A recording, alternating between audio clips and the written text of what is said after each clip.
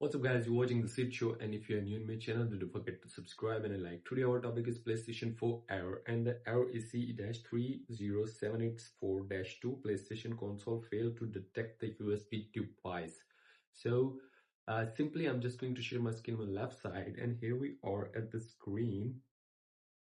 Look at that.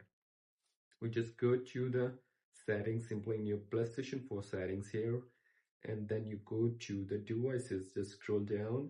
Here's the login settings and devices. There is a USB storage device. Here's the USB storage device is not connected. When you get this type of error, your USB is not supported. Your PlayStation 4 or it's not formatted. You must use a USB 3.0 or up to 3.0 latest version, not the older version. So simply that's how you can just connect it, and you must turn on it, the Bluetooth devices also. And so when you connected the USB device with the PS4, then you just form it on the PS4, not on the PC, because when you form it on the PS4, Sony will install some files in it, and after that it will be detected. So simply that's how you can do it. And if you want to ask me a question, then leave a comment in the comment box.